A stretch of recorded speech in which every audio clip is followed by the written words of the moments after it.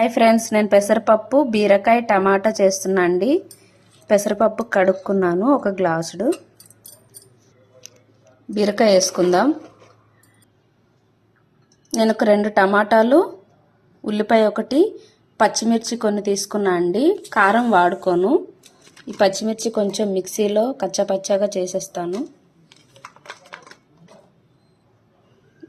కొంచెం చింతపండు, వెల్లుల్లి ఒక పాయ మొత్తం రెబ్బలు రిల్చి పెట్టుకున్నా అండి.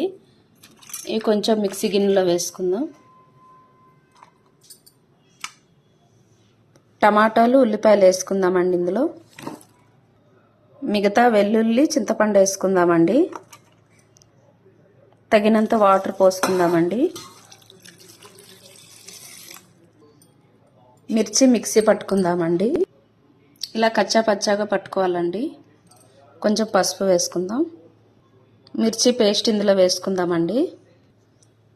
రాక్ సాల్ట్ కొంచెం వేసుకుందాం. ఒకసారి కలుపుకుందాం. స్టవ్ వెలిగించుకుందామండి.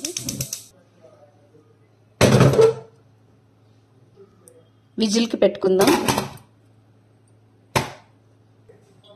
ఒక 3 విజిల్స్ వస్తే సరిపోతుందండి. పెసరపప్పు చాలా తొందరగా ఉడుకుతుంది. స్టవ్ మీద కడాయి పెట్టుకుందామండి. పోపు వేసుకుందాం.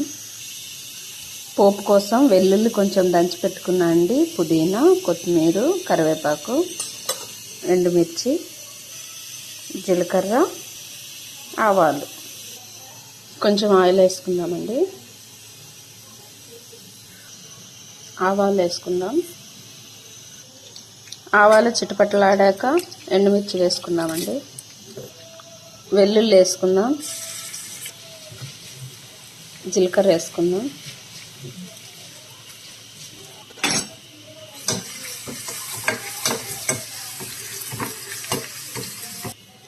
కరివేపాకు వేసుకుందాం. పుదీనా వేసుకుందామండి.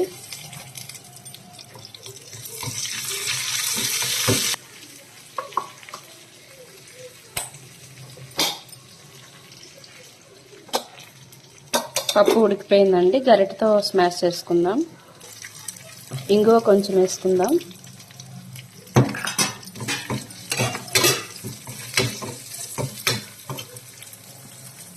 కొత్తిమీర వేసుకుందామండి.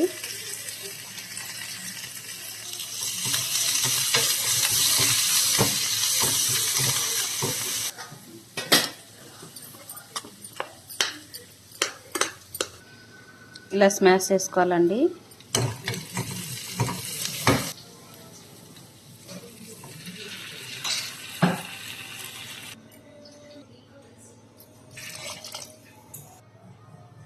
కొంచెం వాటర్ వేసుకుందాం.